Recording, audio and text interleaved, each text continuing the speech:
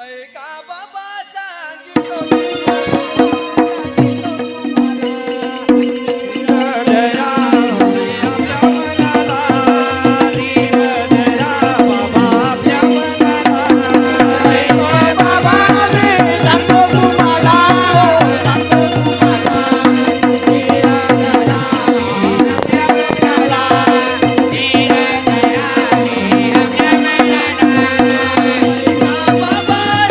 सांगितो तुम्हाला बाबा माझ्या हाताने फार मोठी चूक झाली हो बाबा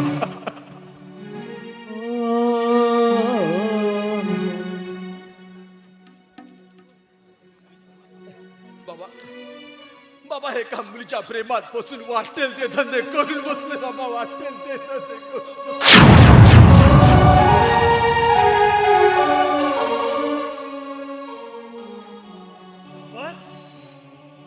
एवढीच्या गोष्टीसाठी तू एवढा नाराज?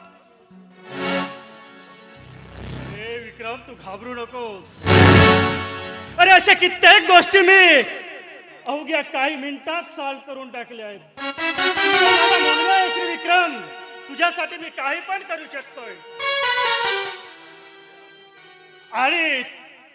आणि ती मुलगी या अण्णा पाटलाच्या घरात पाऊल टाकण्याच्या अगोदर तिला संपवून टाकीन.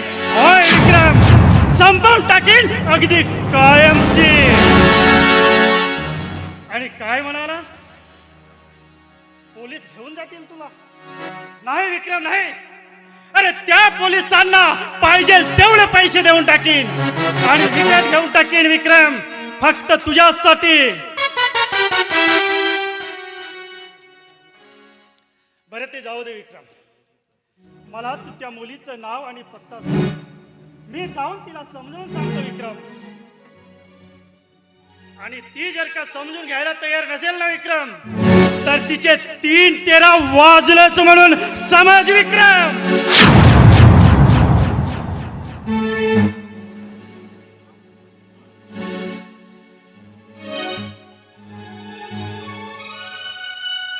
अरे विक्रम बोल ना.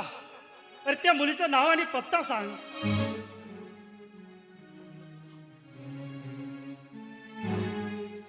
अरे बोल ना विक्रम. अरे मी जाऊन तिच्याशी बोलतो, तिला समजावून सांगतो. अरे तुला काही होणार नाही विक्रम.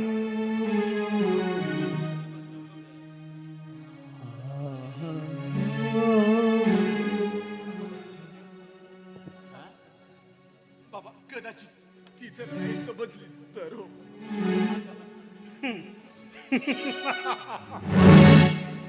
ती नाही समजली तर अरे होत्याचं नव्हतं करून टाकीन, अरे वाट लावून टाकीन तिची. फक्त तुझ्यासाठी विक्रम, फक्त तुझ्यासाठी.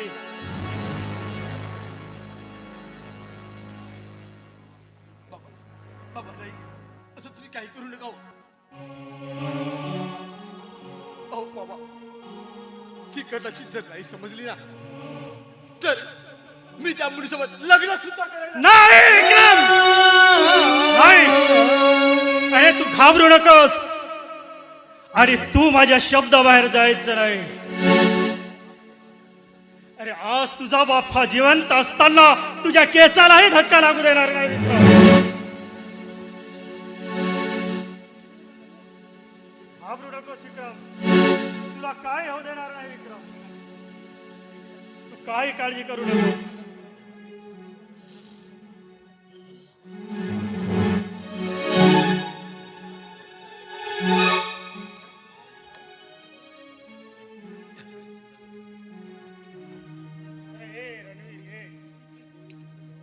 कसं काय नाही केलं आमच्याकडे. नमस्कार पाटील साहेब, नमस्कार.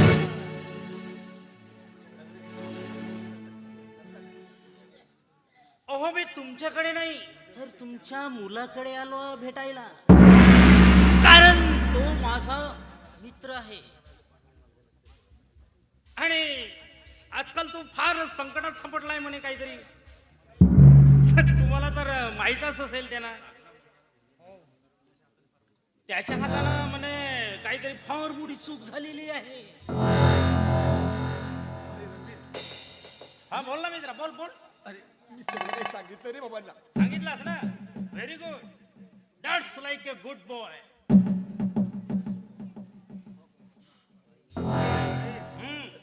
मला त्या मुलीचं नाव आणि पत्ता सांग, मी तिला जाऊन समजावून सांगतो. कारण मला बघायचं आहे तिचं कौतुक. हो का? ती कशी आहे, काय आहे, मला बघायचं आहे. रणवीर सांग. हो सांगतो, ऐका ना पाटील साहेब. ती चंदनपूर गावची रहिवासी आहे. लहानपणीच तिचे वडील मरण पावले, पण तिच्या आईने तिला लहानच मोठं केलं, तिला शिकवलं. पण अचानकच एक दिवस तिच्या आईचा अपघात झाला आणि तिची आई मरण पावली आणि बिचारी ती एकटी पडलेली आहे.